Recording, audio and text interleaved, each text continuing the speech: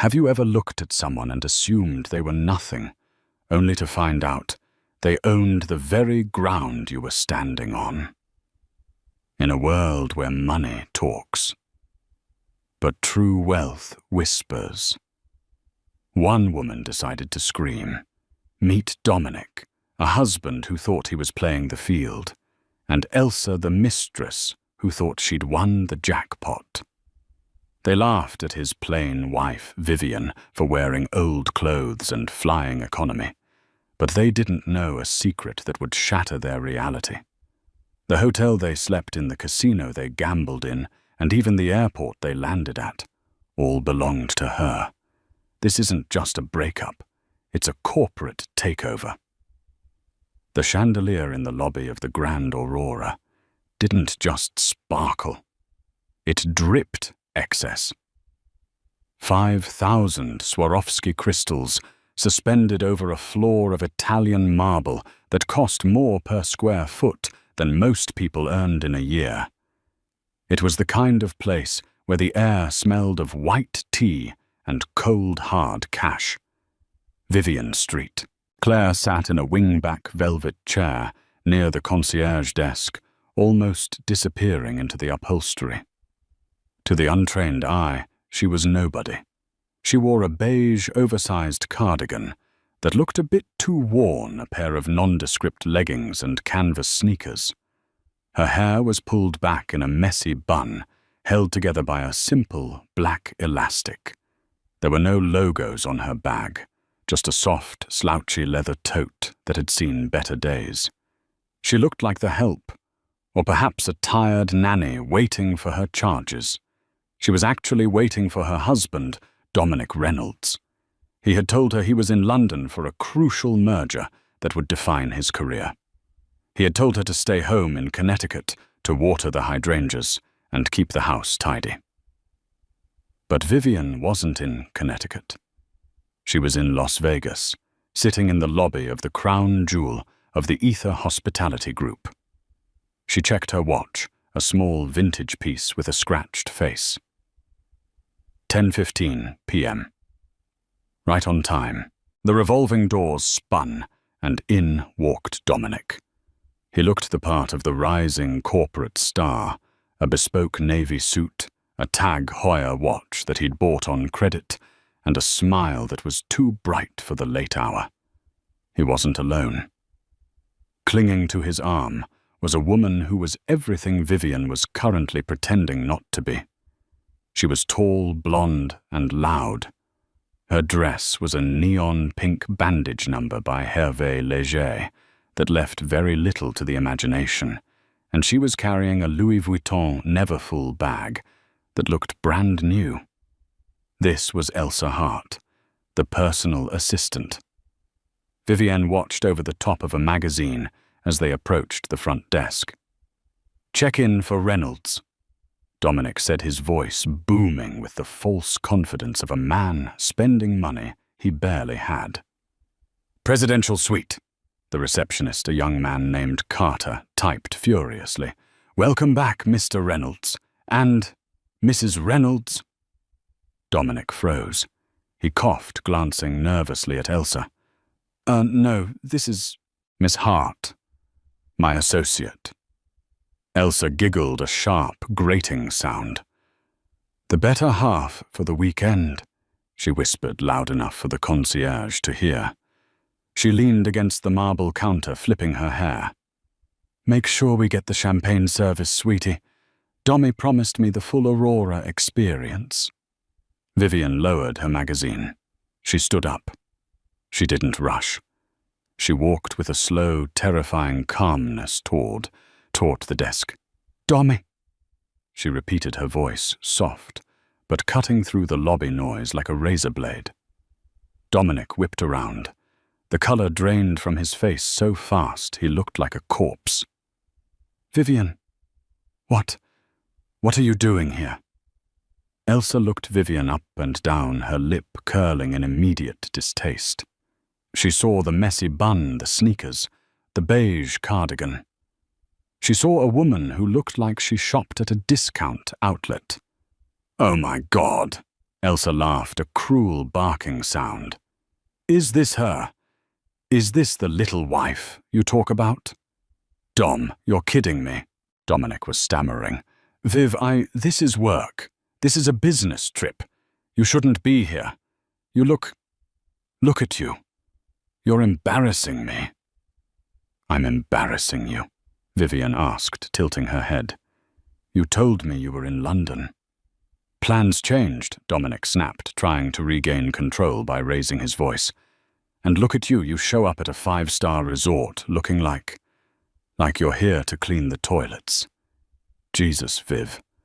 Go home. Elsa stepped forward, placing a possessive hand on Dominic's chest. Listen, honey, she said to Vivian, her voice dripping with condescension. I know it's hard to accept that you're just not enough anymore. Dom needs someone who fits his lifestyle. Someone who fits this. She gestured grandly at the gold-leafed ceiling.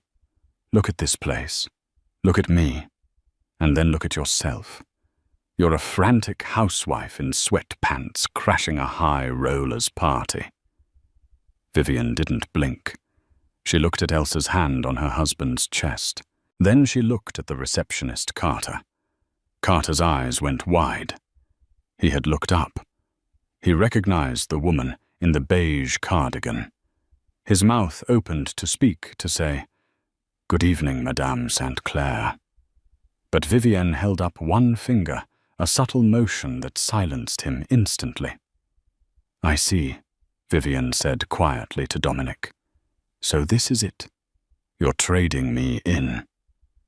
I'm not doing this here, Dominic hissed, grabbing his keycard from the confused receptionist.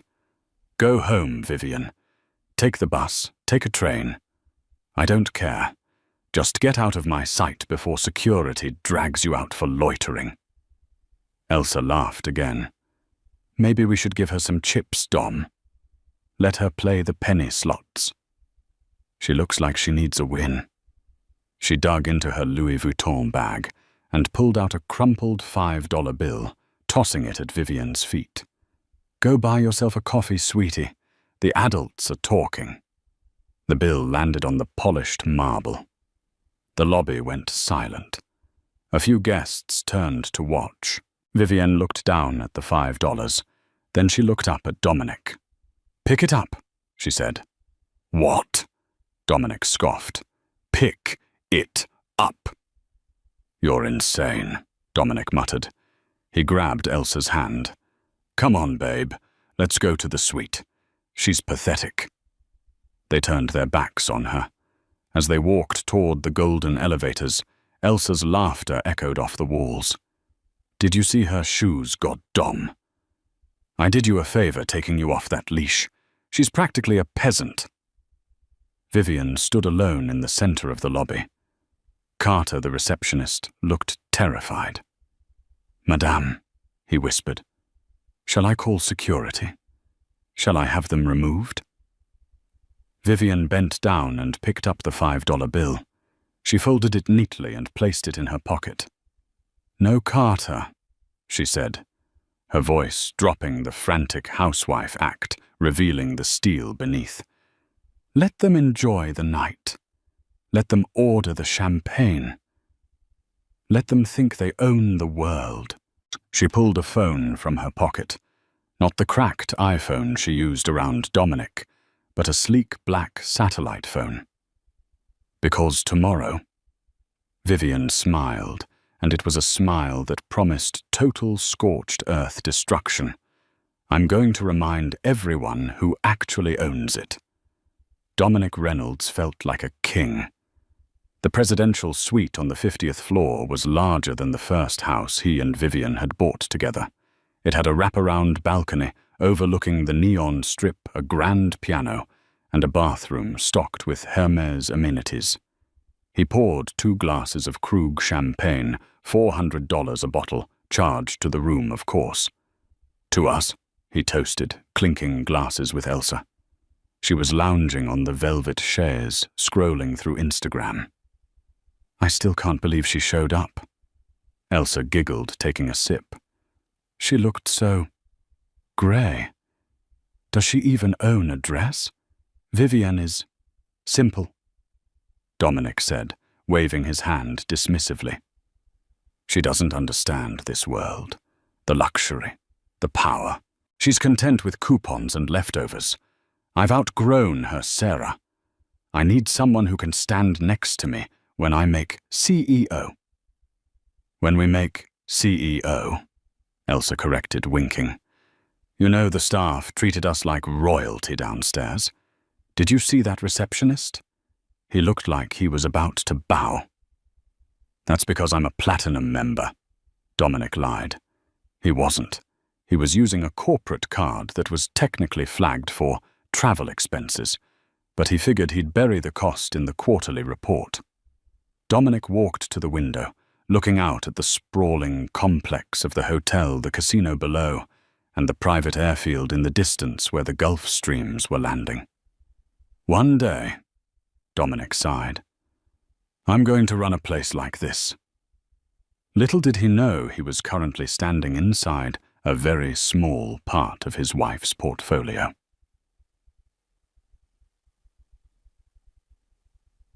Downstairs, inside the high-limit Noir room, a private gambling parlor accessible only by retinal scan, Vivienne St. Clair had changed. Gone were the leggings and the beige cardigan.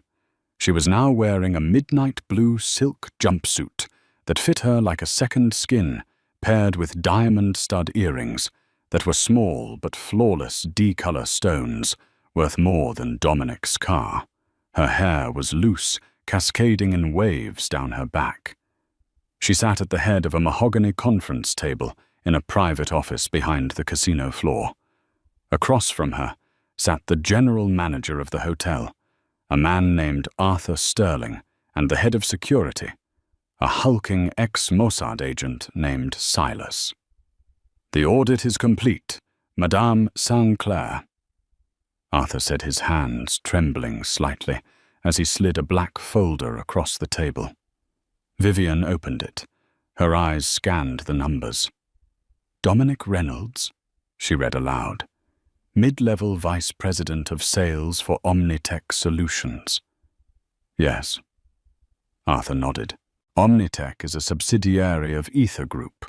We acquired them 6 months ago. Vivienne smirked. He doesn't know that, does he? No, madame. The acquisition was kept quiet at the board level. As far as Mr. Reynolds knows, he works for an independent tech firm. He has no idea that his ultimate boss is you. Vivienne closed the folder. And his spending. He has charged $42,000 to the corporate card in the last 3 days. Silas, the security chief, rumbled. The suite, the dinners at Le Cirque, a diamond bracelet from the lobby boutique charged an hour ago. For the mistress, Vivienne noted dryly. Yes, Elsa Hart, former waitress, currently unemployed, though she lists herself as a lifestyle influencer online. Vivienne stood up and walked to the wall of monitors. One screen showed the interior of the presidential suite. She watched Dominic, laughing, pouring more champagne, while Elsa jumped on the bed like a child. He thinks I'm poor, Vivienne murmured. He thinks my family money ran out years ago. He thinks I clip coupons because I have to. She turned back to the men. My grandfather built this empire on one rule: never show your hand until the pot is full. Dominic thinks he's holding a royal flush, but he's playing with monopoly money. What are your orders, madame? Arthur asked. Shall we cut off his credit, lock him out of the room? No, Vivienne said, her eyes gleaming dangerously. That's too easy. I don't want to just kick him out. I want to dismantle him. I want him to realize that every breath he takes in this city is by my permission. She tapped the table. Arthur, tomorrow morning I want the VIP treatment to end. But not abruptly. I want it to glitch. Small inconveniences. His keycard stops working. The water in the shower goes cold. The champagne arrives warm. And then... Vivian looked at the monitor where Elsa was now taking selfies with the view. We prepare the airport. I believe they're scheduled to fly out on Friday. Yes, madame. He booked 2 seats on a commercial flight, but he's on the waiting list for the company jet. Approve the jet, Vivian said. Arthur blinked. Approve it. For him. Yes, give him the jet. Let him think he's won. Let him get all the way to the tarmac, because that is where I want the finale to happen. She picked up the $5 bill Elsa had thrown at her earlier.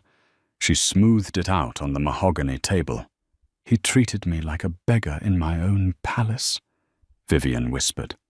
Now I'm going to show him what it's like to be truly destitute. She looked at Silas. Get the legal team on the line. I want divorce papers drafted. And Silas, look into Miss Hart's background. Deep dive. If she has so much as an unpaid parking ticket, I want to know. Consider it done. Vivian turned back to the screen. Dominic was kissing Elsa's neck. Enjoy the night, Dommy, she said to the screen. It's the last night of your life as a rich man. The morning sun hit the gold-tinted windows of the presidential suite, usually a signal for the automated blackout curtains to gently retract and the climate control to adjust to a perfect 72 degrees. Instead, Dominic woke up sweating. The room was sweltering. The thermostat on the wall was blank. He groaned, his head pounding from the cheap champagne he'd ended up ordering after the Krug ran out another glitch the concierge had apologized for. He kicked off the Egyptian cotton sheets, which were now clinging to his skin, and stumbled toward the bathroom. "Sarah," he called out. "Sarah, it's boiling in here." There was no answer. He pushed open the double doors to the master bath, expecting to find Elsa soaking in the jacuzzi. Instead, he found her wrapped in a towel, furiously tapping on her phone, her hair wet and limp. "Don't bother," she snapped, not looking up. "The water is freezing. I tried to call the front desk for 20 minutes. No answer. Just hold music. And not even good hold music, Dom. It's some awful elevator jazz." Dominic rubbed his temples. "It's probably just a maintenance cycle. I'll go down there and tear a strip off them. Do they know who I am?" "Apparently not," Elsa muttered, "because room service brought breakfast an hour late and they forgot the avocados. Who forgets avocados in a 5-star hotel?" Dominic showered in icy water, gasping and cursing, washing off the sweat of the night before. He dressed quickly, skipping the shave because the backlit mirror wouldn't turn on. He felt a creeping sense of unease, a tiny fracture in his perfect weekend. He found Elsa on the balcony, fanning herself with a room service menu.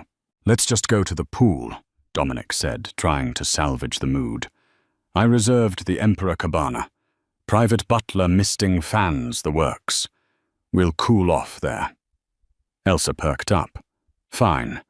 But you're buying me those earrings we saw in the lobby to make up for the cold shower." "Done," Dominic said, though his stomach tightened. He did a quick mental calculation of his credit limit. It was getting tight. They took the elevator down. It stopped on every single floor from 50 to 1, picking up families with crying children and tourists with oversized backpacks, despite Dominic pressing the Express button repeatedly. When they finally reached the pool deck, the heat was radiating off the concrete. The Oasis pool was a paradise of palm trees and turquoise water. Dominic marched toward the VIP section, the velvet rope parting as he approached the attendant. "Reynolds," Dominic said, adjusting his sunglasses. "Emperor Cabana." The attendant, a young woman with a clipboard, didn't smile. She ran her finger down the list. "I'm sorry, Mr. Reynolds. That reservation was cancelled." "Cancelled?" Dominic's voice rose an octave. "I didn't cancel it." The system shows a cancellation due to invalid payment pre-authorization, she said loudly enough for the couple behind them to hear. Dominic felt the blood rush to his face. That's impossible. My card is a corporate black card. Run it again. I can't, sir. The cabana has already been rebooked. By whom? Dominic demanded, stepping forward aggressively. I want to see the manager.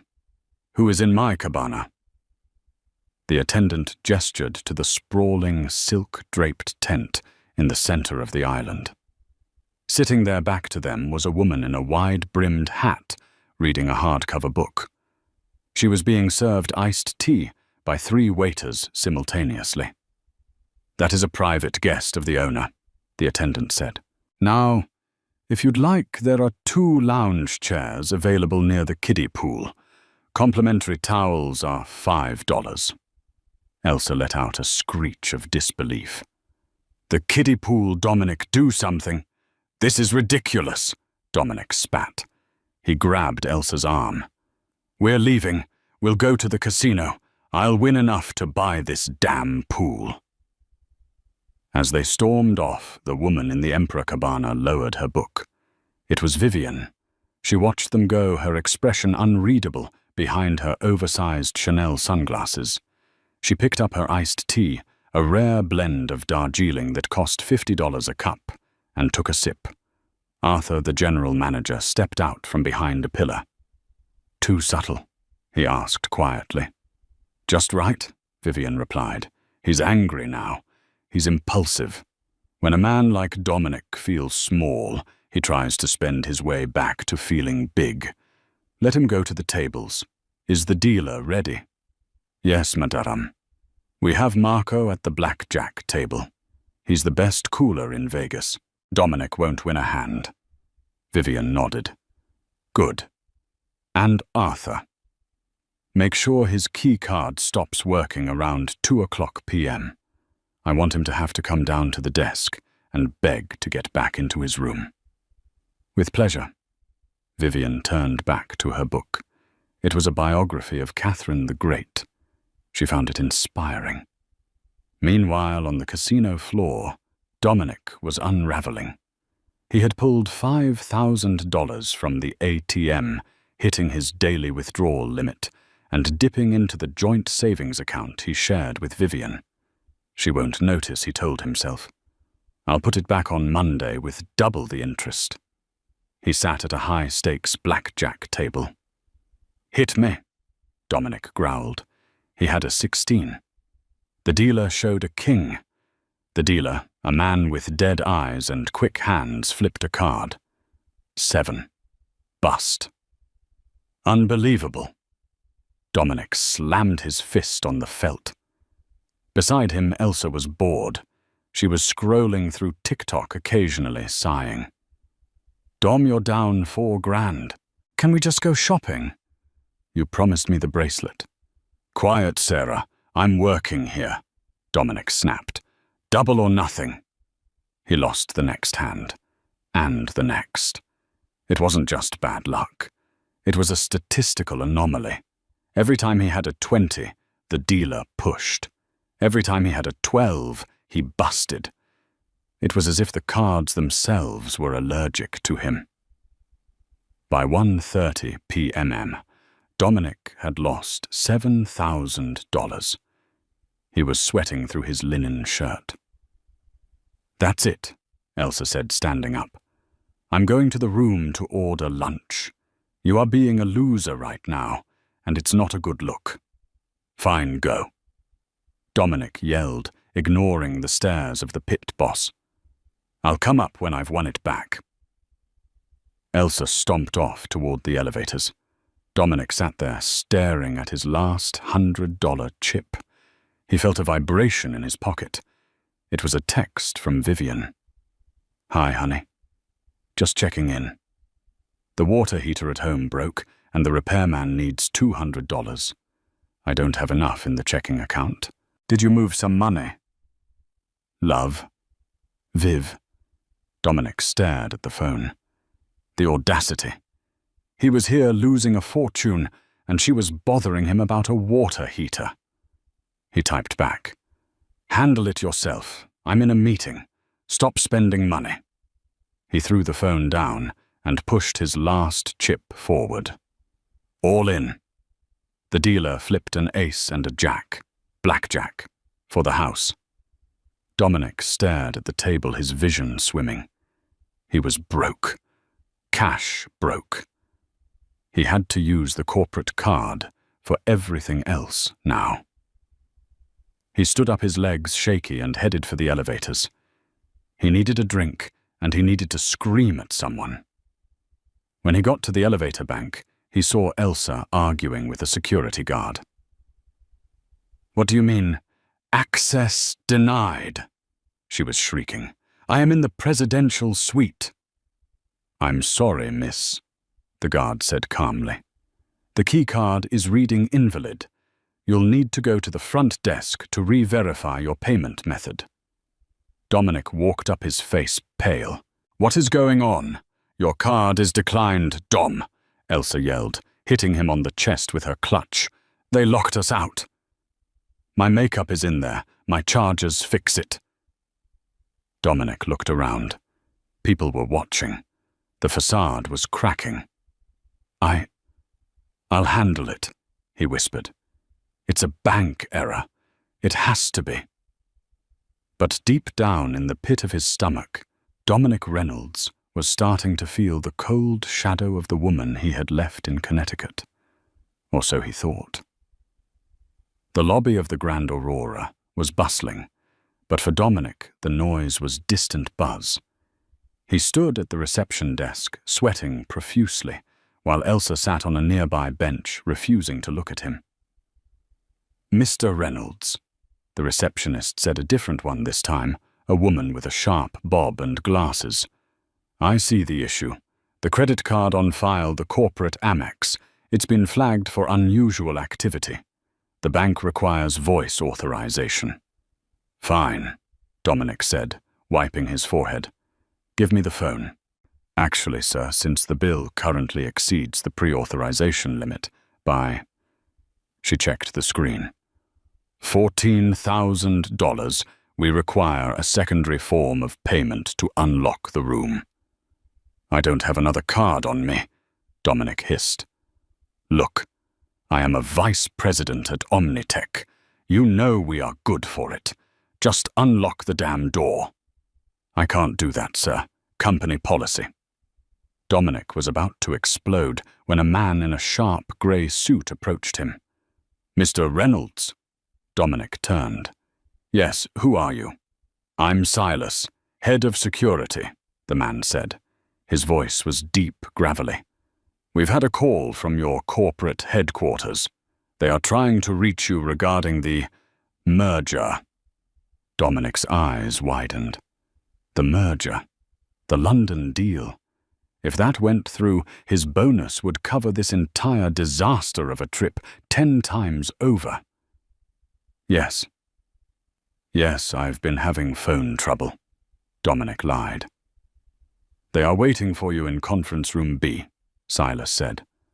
"Right this way." Dominic turned to Elsa. "Babe, wait here. This is it. This is the big win. Once I sign this, I'll buy the hotel." Elsa rolled her eyes, but stayed put. "Just hurry up. I need to change." Dominic followed Silas through the lobby, down a long corridor lined with black and white photos of Vegas history. They entered a boardroom that smelled of leather and mahogany. At the far end of the table sat a woman with her back to him, looking out the window. "Hello," Dominic said, straightening his tie. "I'm Dominic Reynolds from Omnitech." The chair swiveled. It wasn't Vivian. It was a woman Dominic didn't recognize, severe older, with silver hair. This was Eleanor Vance Vivian's personal attorney, though Dominic didn't know that. "Mr. Reynolds," Eleanor said, not standing up. "I represent the acquisition firm. Please sit." Dominic sat. He felt a surge of confidence. This was his arena. bullshitting in boardrooms. I assume you've seen the quarterly projections. Dominic started engaging his sales voice. Omnitech is poised for 20% growth. We aren't interested in the projections, Mr. Reynolds. Eleanor cut him off gently. We are interested in the assets. She slid a piece of paper across the table. We understand you are currently utilizing the company jet for your return trip. Dominic blinked. Yes, it was approved. My assistant booked it. Indeed. The Gulfstream G650. It's waiting on the tarmac now. Dominic's heart leaped. It's real. The jet was real. That meant the company still valued him. The hotel credit card issue really was just a glitch. Excellent, Dominic said, relaxing. I appreciate the hospitality. There is one condition, Eleanor said. The board wants to meet you, in person, immediately upon your landing in New York. They want to discuss your future role. Of course, Dominic beamed. I'd be honored. Good. The jet leaves in 2 hours. I suggest you gather your things. We have taken the liberty of settling your hotel bill to ensure a swift departure. Dominic nearly collapsed with relief. You paid the bill. It has been absorbed into the acquisition costs, Eleanor said with a tight smile. Consider it a signing bonus. Dominic stood up, feeling 10 feet tall. Thank you. You won't regret this. He practically ran out of the room. Back in the lobby, he grabbed Elsa and spun her around. We're back, baby, he shouted. They paid the bill. The merger is happening, and we are taking the private jet home. Elsa's mood flipped instantly. The jet. The private one. Oh my God. Dom, I need to take pictures. Let's go pack. We have a plane to catch. Up in the penthouse, no longer the presidential suite, but the owner's penthouse on the top floor. Vivian watched the feed from the boardroom. Eleanor walked in. He took the bait, Madame St. Clair. He thinks he's being promoted, Vivian said, staring at the screen where Dominic was high-fiving a confused bellboy. He thinks the company paid his bill. He doesn't realize that he is the liability we are acquiring, Eleanor noted. Vivian turned away from the screen. She walked over to a mannequin where a new outfit was waiting. It wasn't the beige cardigan. It wasn't the silk jumpsuit. It was a power suit.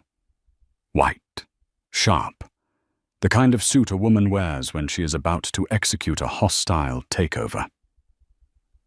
Is the plane crew ready? Vivian asked. Yes, Silas answered from the doorway. Captain Miller knows the plan. They will board. They will taxi. But they won't take off immediately. Why not? Because, Vivian smiled, the owner needs to board first. You're flying with them, Eleanor asked, surprised. Oh no, Vivian corrected. I'm not flying with them.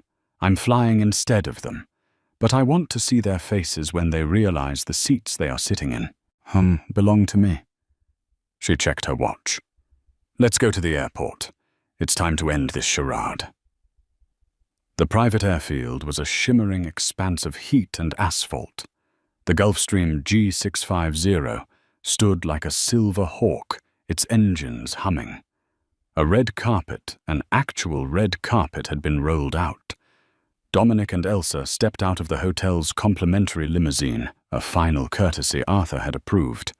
Now this is how I'm supposed to travel, Elsa cooed, snapping a selfie with the jet in the background. She was wearing a white faux fur stole, despite the 100-degree heat. Dominic adjusted his suit. He felt invincible again. The cold shower, the declined card, all forgotten. He was a corporate god. They walked up the stairs of the jet. The interior was magnificent. Cream leather seats, gold fittings, a bar stocked with vintage scotch. "Welcome aboard, Mr. Reynolds," the flight attendant said. She was professional cold. Champagne, Elsa ordered, flopping into a window seat. And make it the good stuff. I'm afraid we can't serve alcohol on the ground. Miss, the attendant said. Whatever. Just get us in the air. Dominic waved his hand. He buckled his seatbelt. New York, here we come. Goodbye, Vegas. Goodbye, poverty. He closed his eyes, visualizing his new office. Suddenly, the pilot's voice crackled over the intercom. Ladies and gentlemen, this is Captain Miller. We have a slight delay. We are waiting for the final passenger manifest to be cleared by the owner. Owner? Dominic opened his eyes. I thought this was a corporate jet. Omnitech owns it. Maybe the CEO is coming, Elsa asked, suddenly nervous. Dom, should I put my shoes back on? Before Dominic could answer, a black SUV rolled onto the tarmac. It didn't stop at the gate. It drove straight up to the plane stairs. Dominic peered out the window. Who is that? The door of the SUV opened. First, a security guard stepped out. Silas. Then a woman. She was wearing a white suit that looked like it cost more than Dominic's life insurance policy. Her hair was blown out in perfect waves. She carried a briefcase that looked like a weapon. Dominic squinted. The woman looked familiar. But the posture, the walk, it was so commanding, so regal. She walked up the stairs of the plane. Dominic unbuckled his seatbelt. I should greet them. It must be the chairman's wife. He stood up and straightened his jacket. The cabin door opened. The woman stepped inside. She took off her sunglasses slowly. Dominic's jaw dropped. His knees actually buckled, and he had to grab the headrest to stay upright. Elsa looked up from her phone, gasped, and dropped it. Vivian, Dominic choked out. The word felt like sand in his throat. Vivian St. Clair didn't look at him. She handed her briefcase to the flight attendant. Thank you, Sarah, Vivian said to the attendant. You can prep the cabin for departure. Yes, Mrs. Reynolds St. Clair, the attendant replied deferentially. Vivian finally turned her gaze to Dominic. It wasn't the gaze of a wife looking at her husband. It was the gaze of a predator looking at wounded prey. You're in my seat, Dominic, she said calmly. Your seat, Dominic stammered. Viv, what are you doing here? How did you get on the tarmac? This is the company jet. Vivian laughed. It was a soft, terrifying sound. Oh, darling, she said, stepping closer, smelling of expensive perfume and victory. You really haven't figured it out yet. Have you? Omnitech didn't pay your hotel bill. I did. Omnitech didn't approve the jet. I did. I don't understand, Dominic whispered. Omnitech, Vivian said, enunciating every syllable, is a subsidiary of Ether Hospitality, which is a holding of the St. Clair Trust. She leaned in close, her eyes locking onto his. I don't just water the hydrangeas, Dominic. I own the water company. I own the hotel. I own this plane. And as of this morning, she pulled a document from her inner pocket and dropped it on his tray table. I own you. The silence inside the cabin of the Gulf Stream was heavier than the humid air outside. Dominic stared at the document on the tray table. It was a deed of trust, notarized and stamped. The St. Clair Family Trust. Listed assets included Ether Hospitality Group, Vanguard Aviation, and Omnitech Global. This is fake. Dominic stammered, his voice cracking. Your father. He lost everything in 08. You told me. You told me we had to live on my salary, because there was nothing left. Vivian sat in the leather seat opposite him, crossing her legs. She looked like a queen addressing a peasant who had wandered into the throne room. I told you my father lost his liquidity, Vivian corrected coolly. I never said he lost the assets. We moved into the growth phase. We lived quietly to reinvest the dividends. I drove a Honda, so this company could buy your company. I clipped coupons, so we could acquire the airline you're sitting in. She leaned forward, her eyes hard as diamonds. I played the role of the supportive, frugal wife because I thought we were building something together, Dominic. I thought we were a team. I didn't realize I was just the bankroll for your midlife crisis. Elsa, who had been frozen in shock, suddenly found her voice, the survival instinct of a parasite kicking in. "Vivian, Mrs. Reynolds," Elsa said, her voice trembling with a fake sweetness. "You have to understand. I didn't know. Dom told me you were separated. He said you were legally roommates." "Shut up, Elsa," Dominic and Vivian said in unison. Vivian turned her gaze to the mistress. "And you, the lifestyle influencer. I had Silas run your socials. You have 12,000 followers, and 11,000 of them are bots you bought in Pakistan. You're not an influencer. You're a line item on my husband's credit card statement.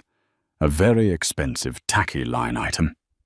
Elsa's mouth opened and closed like a fish. "Now," Vivian checked her watch, "I have a board meeting in New York at 8 p.m. This plane is scheduled for takeoff in 10 minutes. "Great." Dominic exhaled, wiping sweat from his upper lip. "Look, Viv. Honey. We can talk about this in the air. We can fix this. I've been stressed. The pressure at work. I made a mistake. But we're married. We can work it out." He reached for her hand. Vivian pulled back as if he were radioactive. "You seem to be confused, Dominic," she said softly. "I said this plane is taking off. I didn't say you were on it." Dominic froze. "What? Get out," Vivian said. "You can't leave us here," Elsa shrieked.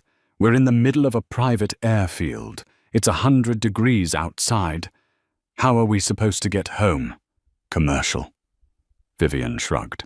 "I hear Spirit Airlines has a sale on middle seats, although given that I've frozen all your assets, Dominic, you might want to look into a Greyhound bus." "Frozen my assets." Dominic stood up, hitting his head on the overhead bin. "You can't do that.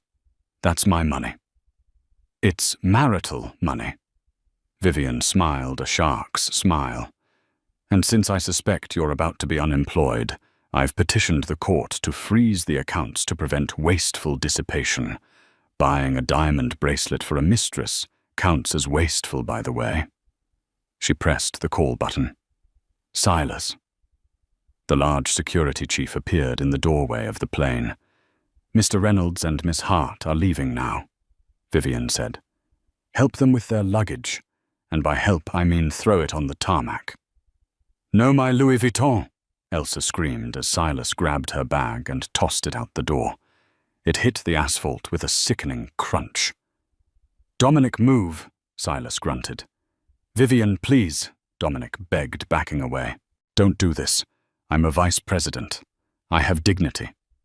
"You left your dignity in the casino when you tried to gamble with my money," Vivian said, picking up a magazine. "Goodbye, Dominic. See you in court."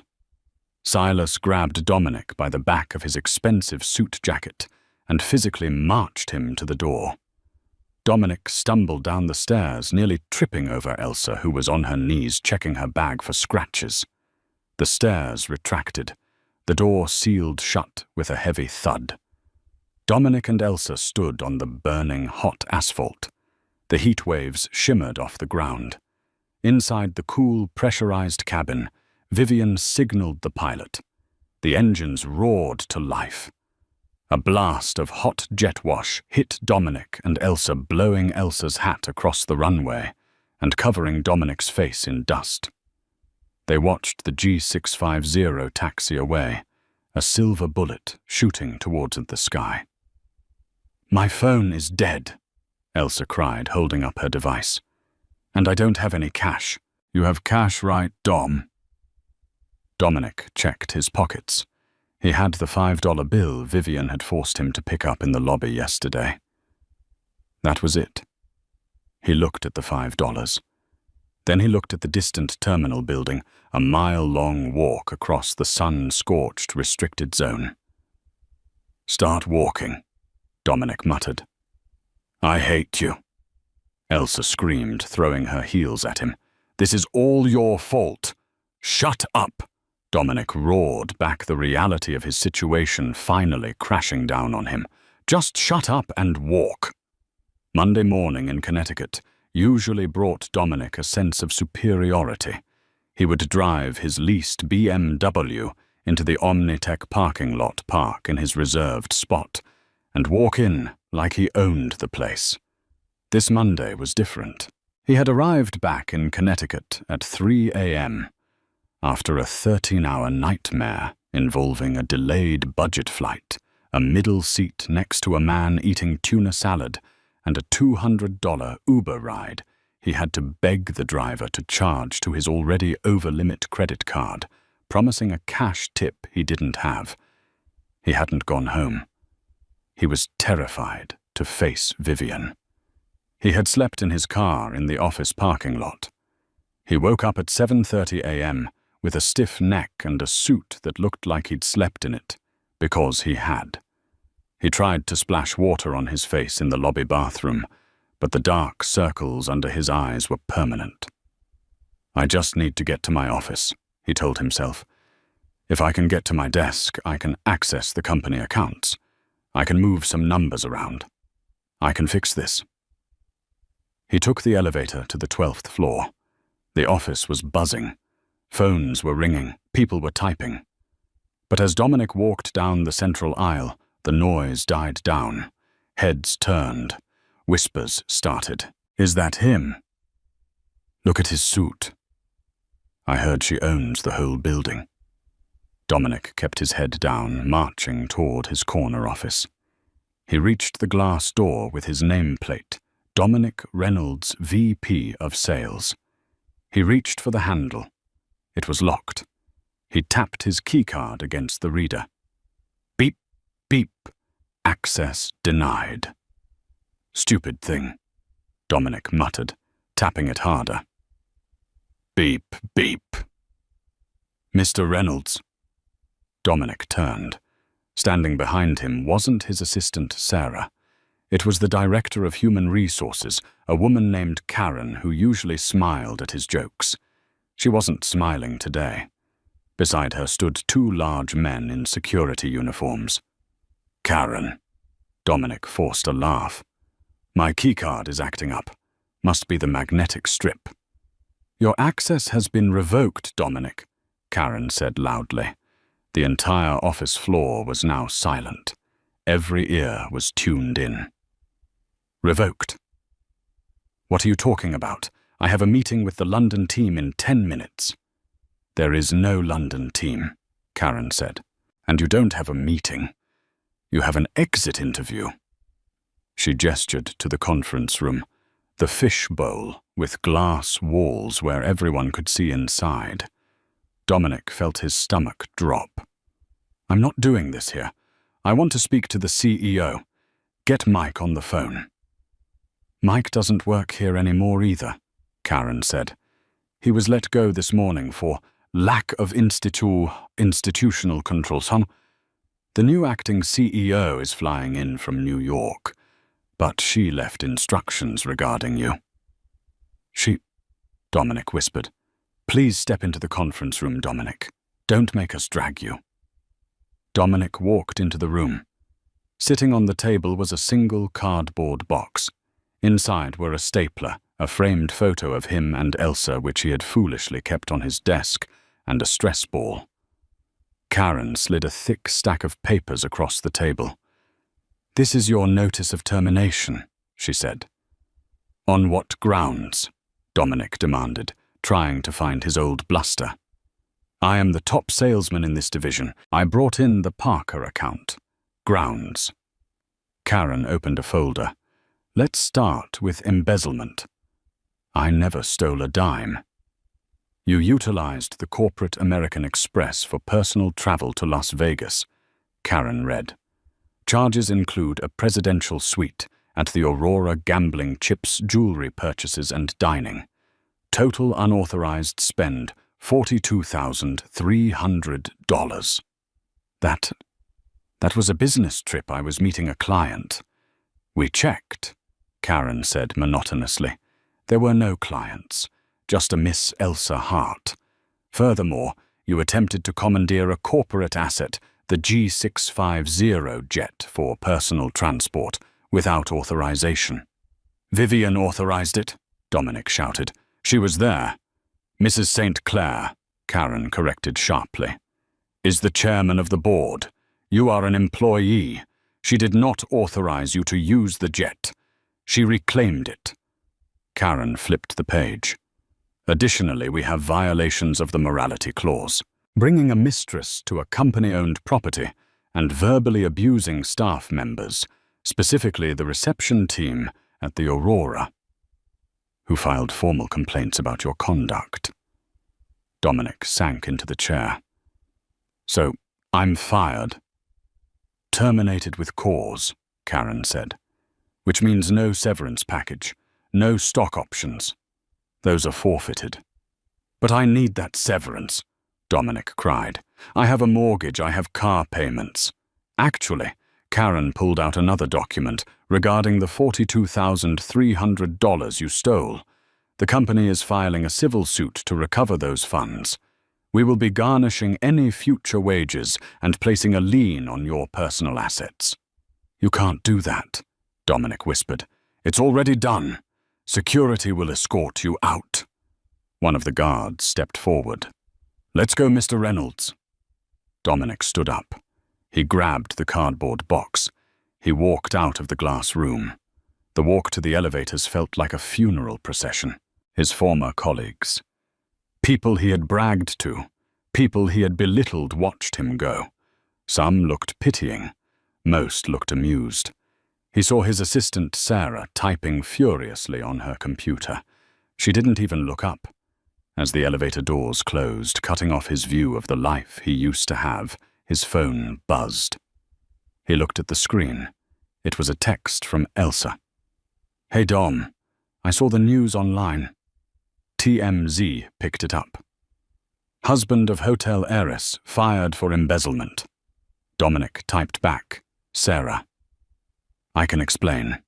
It's a misunderstanding. I'll fix it. 3 dots appeared.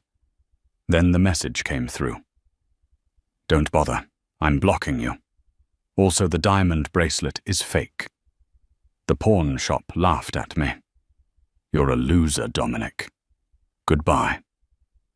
Dominic stared at the phone. The blocked symbol appeared next to her name. He walked out of the building into the harsh sunlight of the parking lot. He walked to his BMW. A tow truck was backing up to it. Hey. Dominic ran forward, dropping his box. The stapler clattered across the pavement. What are you doing? That's my car.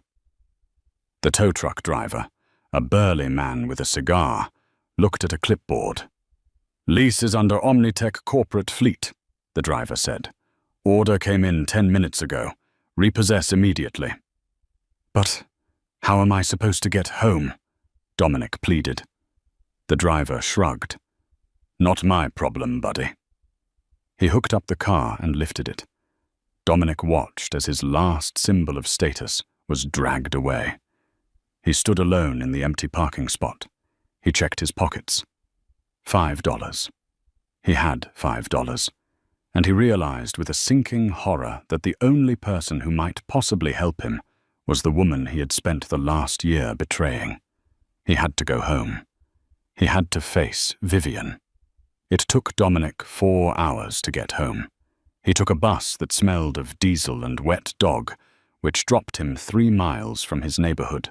He walked the rest of the way in his Italian leather loafers, which were now scuffed and blistering his heels. By the time he reached the driveway of the colonial house in Greenwich, It was late afternoon. The hydrangeas were in full bloom, blue and vibrant, mocking him. This was the house he had often complained about. "It's too small, Viv," he used to say. "The kitchen is outdated. We need something modern." Now looking at it, he realized he didn't even own a brick of it. He walked up the porch steps exhausted. He reached for his house key. It slid into the lock, but it wouldn't turn. Changed. He rang the doorbell. Once. Twice he pounded on the wood. "Vivian." "Open the door. I live here." The door opened. It wasn't Vivian. It was Silas, the security chief from the hotel. He was wearing a black polo shirt that strained against his biceps. "Mr. Reynolds," Silas nodded, blocking the doorway. "We've been expecting you." "Get out of my house," Dominic spat, though his voice lacked any real threat. "Not your house," Silas corrected calmly. "Step inside. Madame St. Clair is in the study." Dominic pushed past him. The hallway was filled with boxes, his golf clubs, his winter coats, his collection of vintage vinyl records, all packed and stacked near the door. He stormed into the study. Vivian was sitting at the oak desk. She was still wearing the white power suit from the plane. She was writing on a notepad with a fountain pen. She didn't look up when he entered. "You changed the locks," Dominic accused, breathless. "Security protocol," Vivian said, her voice cool and detached. "When an unauthorized individual has keys to a secure facility, you change the cylinders." "I am your husband." Security threat. Vivian finally looked up. Her eyes were devoid of the warmth he used to see. There was no anger, which was worse. There was only indifference. "You are a liability, Dominic. And my family didn't stay wealthy for 4 generations by keeping liabilities on the payroll." Dominic slumped into a chair, one of the leather wingbacks he loved. "Viv, please," he said, his voice breaking. "Can we stop the act? I know you're angry. I know I screwed up. But you deceived me too. You lied to me for 5 years. You pretended to be poor." Vivian stood up slowly. She walked around the desk and leaned against the edge, crossing her arms. "I didn't lie, Dominic. I omitted. And do you know why? Because you didn't trust me," Dominic said bitterly. "Because I wanted to be loved," she replied softly. "My whole life, men have looked at me and seen a bank account. They saw the St. Clair, name the hotels, the influence. They didn't see me. When I met you, you were different. You were ambitious, yes, but you seemed genuine. You didn't know who I was. I wanted to see if you could love Vivian, the woman, not Vivian, the heiress." She walked over to the window, looking out at the garden she had tended with her own hands. "I gave you a life, Dominic. A good life. I supported your career. I comforted you when you lost accounts. I made this house a home. But it wasn't enough, was it? You needed the flash. You needed the status. And the moment you thought you had outgrown me, the moment you thought you were a big shot, you discarded me like yesterday's trash." "I didn't discard you," Dominic protested. "It was just a fling. You took her to my hotel."